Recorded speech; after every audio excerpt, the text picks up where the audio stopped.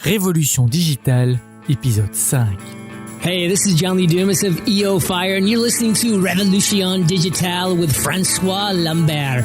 Each week, François brings you global business leaders sharing the secrets of their success in French. Francophone entrepreneurs, this is for you. Prepare to ignite. Bienvenue sur Révolution Digitale, le podcast des nouveaux entrepreneurs. Get the top tips from leading global entrepreneurs in French. Chaque semaine, nous parlons avec des entrepreneurs qui ont réussi et partageons leur expérience avec vous. Join the entrepreneur revolution now and get ready to succeed. Et laissez-vous inspirer avec votre hôte, François-Paul Lambert.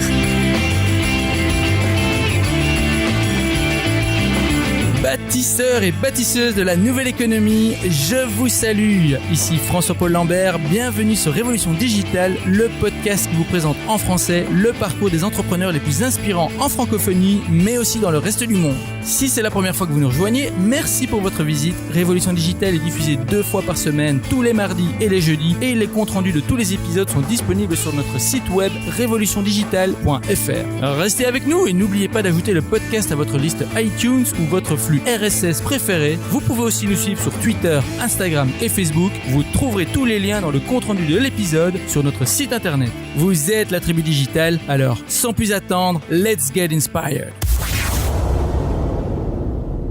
Notre invité du jour s'est lancé dans l'entrepreneuriat dès ses 15 ans. Après Paris où il est né et la Martinique où il fait ses débuts avec un opérateur caribéen, il arrive au Québec en 2008. Un peu plus tard, avec seulement $20 en poche, son objectif est clair, créer son entreprise. Déterminé et audacieux, il crée en 2010 VoxSun, une compagnie de systèmes téléphoniques et d'internet d'affaires qui progresse rapidement. Aujourd'hui propriétaire de plusieurs entreprises, il cumule de nombreuses récompenses et effectue plusieurs passages radio et TV. Afin de partager son expérience et ses conseils pour se lancer, il publie alors son livre « Comment cartonner en affaires ». Tribu Digitale, j'ai l'immense plaisir d'accueillir aujourd'hui Jérémy Pastel. Jérémy, bonjour. Bonjour. Êtes-vous prêt à nous inspirer? Tout à fait, François. Merci pour l'invitation. Génial.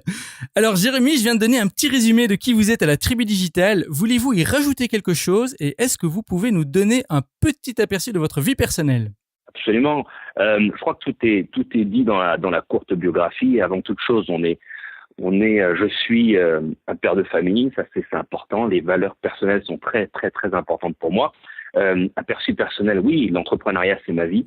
J'ai commencé très tôt et puis arrivé en Amérique du Nord, j'ai pris un essor différent. Maintenant, je suis installé à New York pour développer d'autres aspects de mes entreprises. Vous étiez à Montréal au début, vous êtes passé à New York. Alors pourquoi est-ce que vous aviez choisi Montréal comme destination principale? Alors Montréal est un endroit, c'est une ville formidable en termes de développement d'affaires. J'ai l'habitude de dire que c'est la seule ville en Amérique du Nord où il est possible de réussir si on est 100% francophone ou 100% anglophone, parce que c'est la seule ville bilingue reconnue au Canada et aux États-Unis. Et une chose est sûre, c'est que après avoir fait une analyse en 2007, début 2007, lorsque j'étais à Paris, concernant les meilleures places, les meilleurs endroits pour développer un opérateur télécom, développer une entreprise de télécommunications, c'est ce que je voulais faire. J'avais analysé Londres, j'avais analysé Sydney, j'avais analysé bien sûr New York et puis Montréal et Toronto également, et c'est Montréal qui semblait la place la plus propice pour plusieurs raisons. Des raisons économiques, des raisons stratégiques également, des raisons de langue aussi au début. Je parlais anglais, mais mon anglais se développait et donc par conséquent c'était la place la plus propice pour le développement d'affaires. Donc j'ai choisi Montréal uniquement pour des raisons d'affaires. Alors, vous avez lancé plusieurs entreprises. Est-ce que vous pouvez en dire un peu plus au sujet de votre projet ou des projets que vous avez en ce moment? Comment générez-vous vos revenus et pourquoi avez-vous choisi ce business model? Très important, très bonne question François. En réalité, les modèles d'affaires qui m'intéressent sont les modèles d'affaires à revenus récurrents. Je crois qu'aujourd'hui, dans une économie qui évolue très vite, mondialisée, il est important de faire en sorte de s'assurer des revenus mensuels, annuels, semestriels, peu importe, mais en tout cas que ce soit des revenus récurrents. Dans le modèle de VoxSun Télécom, on a un opérateur donc enregistré au CRTC, l'équivalent de l'ARCEP en France ou d'autres organisations télécom gouvernementales dans d'autres pays, la FCC aux États-Unis. L'intérêt est clair, c'est d'avoir des services téléphoniques, de fournir des services téléphoniques, mais d'avoir un revenu récurrent mensuel pour s'assurer un développement. Donc c'est le modèle d'affaires qui m'intéresse dans toutes les sortes d'entreprises que je lance. J'ai une autre entreprise qui s'appelle Gorilla Nerd qui est spécialisée dans l'hébergement web, c'est la même chose, des revenus récurrents. BoostMyCom, une entreprise de communication que j'ai lancée en 2014 également, spécialisée dans la communication dans le web, la même chose, le revenu récurrent. Donc, ce qui m'intéresse dans les modèles d'affaires, c'est bien sûr la technologie. Je suis passionné de technologie. La communication, marketing, ça c'est vraiment quelque chose qui me fait vibrer et c'est quelque chose que je fais assez bien. J'ai fait mes armes avec Voxon Telecom et puis dès qu'il y a ces deux aspects-là, technologique, marketing, après il faut qu'il y ait un revenu récurrent, il faut qu'il y ait un modèle de revenu récurrent pour que ça m'intéresse. Tribu Digital, des sources multiples de revenus récurrents, voilà un modèle à suivre. Alors, vous avez publié un livre récemment, Comment cartonner en affaires. Alors, je suis obligé de vous demander, comment est-ce qu'on cartonne? Très, très bonne question. Alors, est-ce qu'il y a une formule magique? Si ça serait prétentieux de le dire. Non, je crois que l'élément le plus important pour cartonner, j'ai l'habitude de dire, c'est faire le maximum de choses en un minimum de temps et les faire bien. C'est ça, cartonner. Alors, qu'est-ce que c'est? Est-ce que c'est suivre sa passion? Je pense que oui. Je pense que pour pouvoir cartonner, pour pouvoir s'en sortir, pour pouvoir être heureux dans son développement professionnel et personnel, parce que lorsqu'on se lance en entreprise, c'est un engagement de vie, c'est un mode de vie, et c'est vrai que ça implique sa famille, ça implique ses proches. Donc, je crois qu'il faut faire quelque chose qui nous passionne. Il faut se lancer dans un domaine qui nous passionne pour être certain d'aller jusqu'au bout des choses, et être certain de pouvoir continuer jusqu'au bout, de pouvoir atteindre ses objectifs qu'on s'est fixés. Donc, ça, c'est le premier élément. Alors, être passionné. Le deuxième, bien sûr, c'est d'être discipliné. Si on n'est pas discipliné, malheureusement, on aura du mal à atteindre ses objectifs. Et la plupart des gens qui sont autour de moi en affaires, ou des sportifs de haut niveau, ou quel que soit l'individu qui excelle dans son domaine, le dénominateur commun que je vois régulièrement, c'est la discipline. Il faut être discipliné. Le dernier élément, peut-être, ou l'avant-dernier, c'est qu'il faut être bien entouré. J'en parle dans le guide Comment cartonner en affaires. Je rencontre beaucoup d'entrepreneurs qui malheureusement n'ont pas pu évoluer correctement dans l'entrepreneuriat parce qu'ils sont mal entourés. Il y a plusieurs types d'individus avec qui il faut s'entourer, des partenaires d'affaires, des conseillers, etc. Et souvent, on n'a pas les bonnes personnes autour de soi. Le dernier élément, bien sûr, c'est économique, c'est est-ce qu'on a l'argent pour pouvoir se lancer. Moi, je crois que même si on n'a rien, on est capable de se lancer en affaires. J'ai commencé avec $20. Enfin, je me suis retrouvé avec $20 au Canada. Je suis arrivé avec quelques milliers de dollars. Puis avec l'installation, rapidement, l'argent a été dépensé. Je me retrouve avec $20 dans cette rue Beaubien, Saint-Joseph à Montréal. Et globalement, je me pose la question, est-ce que je continue l'aventure? Donc, on est capable de commencer avec une petite somme, mais c'est vrai que rapidement, il faut investir, il faut se développer. Pour ça prend de l'argent. Donc, c'est le dernier élément, je pense, qu'il faut considérer. Pour terminer sur ce point-là, souvent, on se pose la question, est-ce que si on n'a pas d'argent, on peut se lancer? Moi, je pense que oui. Dès que l'idée est bonne, dès que l'entrepreneur est solide, dès que la vision est claire, avoir une vision claire, l'argent, on le trouve, que ce soit par des investisseurs, que ce soit par des proches. Il y a toujours des moyens. Et au pire, on fait comme j'ai fait, on commence avec $20 et on commence à travailler soi-même. Tribu Digital, suivez votre passion, soyez discipliné, soyez bien entouré, mais aussi soyez préparé et ayez une vision claire. Alors, gardons ça à l'esprit car nous allons maintenant explorer le parcours entrepreneurial de Jérémy, son aventure en tant qu'entrepreneur. Alors, Jérémy, commençons par cette question. Nous l'appelons l'appel à l'aventure. Quand avez-vous su au fond de vous que vous vouliez devenir entrepreneur? Très tôt, très tôt. Vous le disiez dans la courte introduction, à l'âge de 15 ans, j'ai commencé à lancer ma première entreprise. J'ai lancé ma première entreprise. Ce qui s'est passé, c'est très simple, ça partait d'un besoin.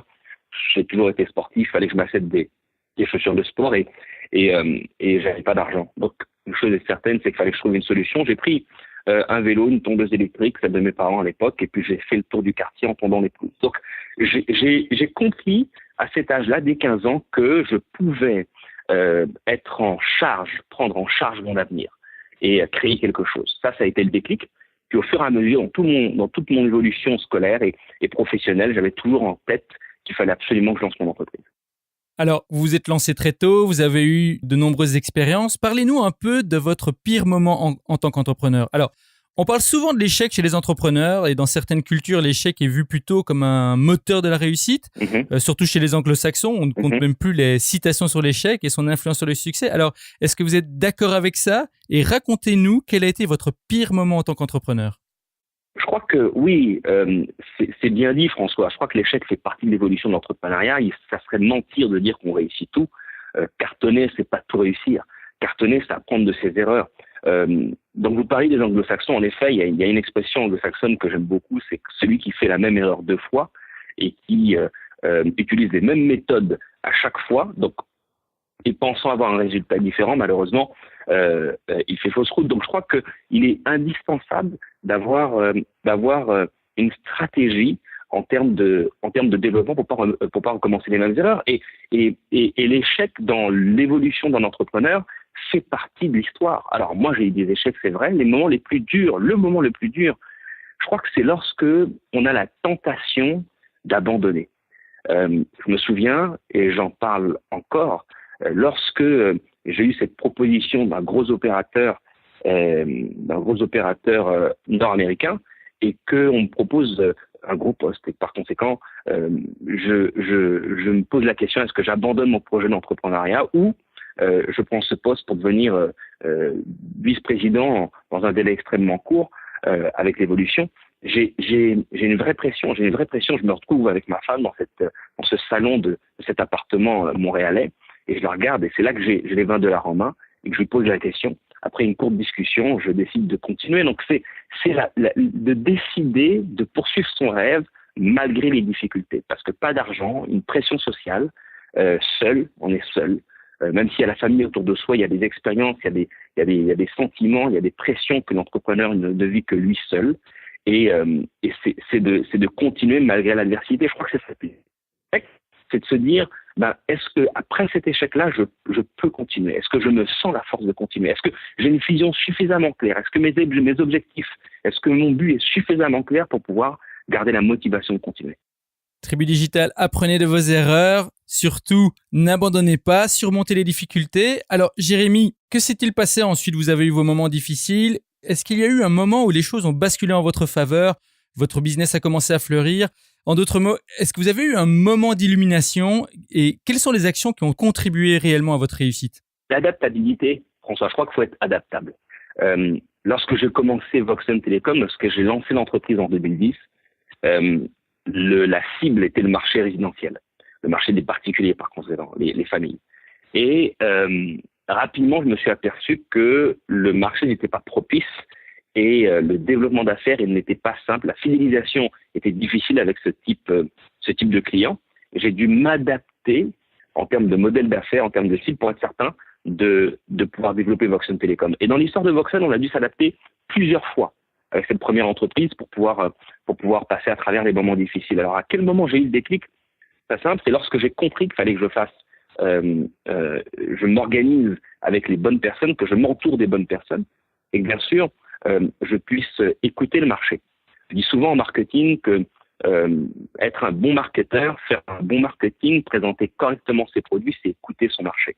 À quel moment? C'est lorsque j'ai compris que le marché nord-américain, avec la téléphonie dans le nuage, comme on l'appelle, avec la téléphonie d'affaires, avait une orientation particulière, et j'ai dû m'adapter au marché pour pouvoir y répondre. Et dès que j'ai compris ça, rapidement, ça a été la croissance. À partir de 2012, ça a été l'envolée.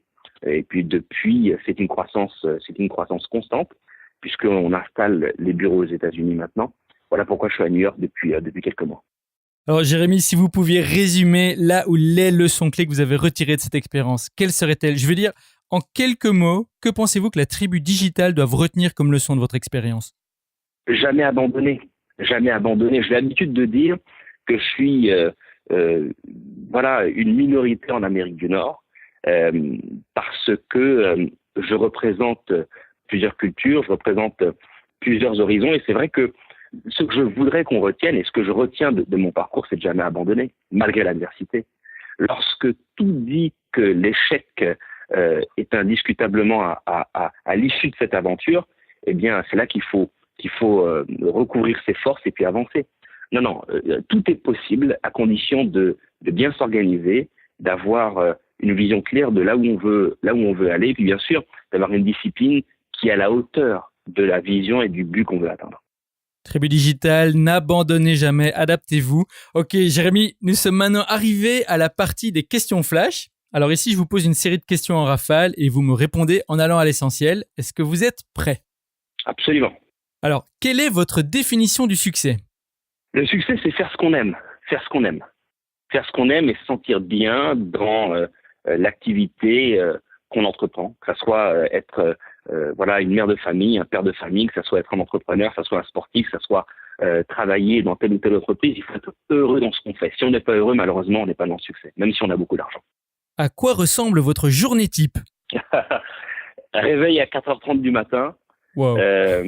lecture, sport 1 heure après, 6h30 du matin, entre 6h30 et 7h30 du matin, on consulte les premiers courriels, et puis entre 7h et 7h30, on prend le petit déjeuner et on enchaîne les premières réunions jusqu'à la fin de la journée.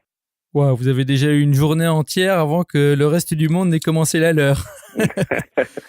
Si vous deviez recommander un livre pratique, quel serait-il et pourquoi? Je recommanderais le E-Myth Revisited de Michael E. Gerber. Pourquoi? Parce que c'est important d'avoir les expériences d'autres entrepreneurs, de professionnels, pour éviter de commettre les erreurs qu'eux-mêmes ont commises ou qu'ils ont vu commettre. Je crois que la connaissance en développement d'affaires, c'est capital. Et si jamais on peut mutualiser les forces et prendre des expériences des autres pour pouvoir avancer plus vite et plus loin, c'est capital. Quels outils ou applis, productivité ou autres, utilisez-vous régulièrement? Wunderlist. Wunderlist, c'est une application qui permet de pouvoir lister donc toutes les tâches à faire dans une journée. Et j'en ai pas mal. De pouvoir mettre des deadlines pour être certain qu'on remplit ses objectifs. Donc, c'est une application que j'utilise sur mon cellulaire, que j'utilise sur mon laptop et que toute mon équipe, d'ailleurs proche, utilise pour être certain de ne pas oublier de faire quelque chose. Qu'est-ce qui vous inspire ou vous passionne en ce moment? Quels sont les domaines qui vous paraissent prometteurs? Le marketing en ligne. Le marketing en ligne, le média social, il y a un boom au niveau des médias sociaux. Et je crois que faire la promotion des petites moyennes entreprises sur les médias sociaux, pour moi, c'est l'avenir. On voit l'essor de médias sociaux comme Instagram, comme d'autres qui sont en développement, et je crois que c'est l'avenir. Surtout avec une connexion avec la technologie. Je parle bien sûr de mon domaine de prédilection qui est la téléphonie, pour être certain de faire la promotion de son entreprise. Alors, la promotion en ligne avec les médias sociaux et puis la promotion téléphonique, bien sûr, avec le cold calling, comme on l'appelle, le développement, la prospection téléphonique. Et la dernière question, c'est la question back in time, c'est ma préférée. Imaginons que vous ayez l'opportunité de remonter le temps et vous vous retrouvez face à votre vous de 18 ans. Vous n'avez que 5 minutes avant que le portail temporel ne vous ramène au présent. Avec l'expérience que vous avez maintenant, que vous diriez-vous? D'un point de vue pratique, quel plan ou conseil précis donneriez-vous à votre jeune alter ego pour réussir et qui n'implique pas d'acheter des billets de loto, des paris sportifs ou d'investir en bourse? Je me regarderai dans les yeux. Est-ce que le Jérémy de l'époque sait que je suis le Jérémy du futur? Non. On va dire que non. On va dire que non. Je me regarde en face. Je me donne une information clé pour attirer mon attention personnelle et je me dirai la chose suivante. Ne perds pas de temps avec les personnes négatives.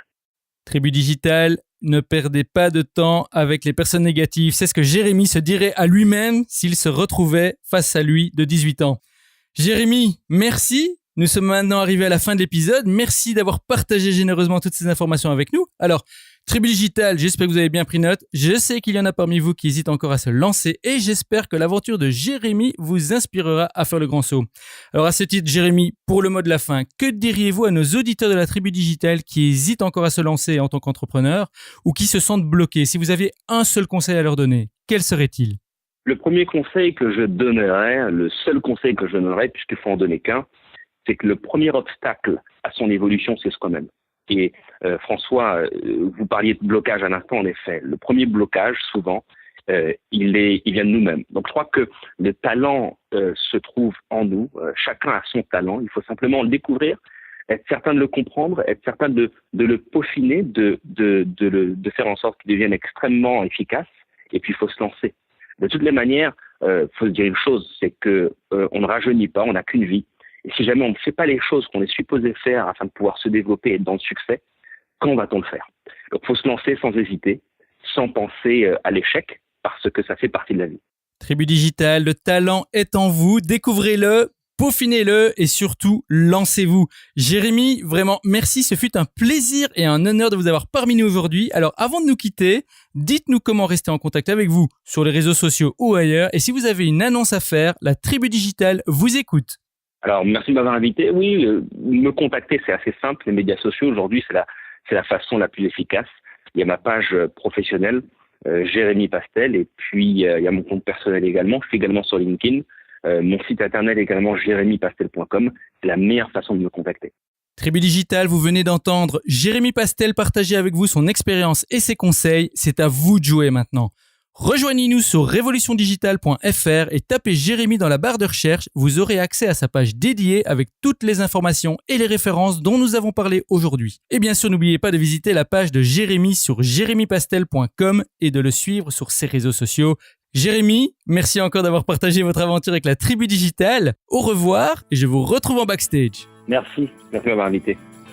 Hey Tribu Digital, merci de nous avoir écoutés aujourd'hui. J'espère que vous avez aimé notre entrevue avec Jérémy. Venez continuer la discussion avec nous sur Twitter, Instagram, @RevoDigital et Facebook /Révolution Digitale. On vous y attend. N'oubliez pas non plus d'ajouter le podcast à votre liste iTunes ou abonnez-vous directement sur notre site web pour être notifié des prochains épisodes. Vous êtes la Tribu Digital et souvenez-vous, tout semble toujours impossible jusqu'à ce que ce soit fait.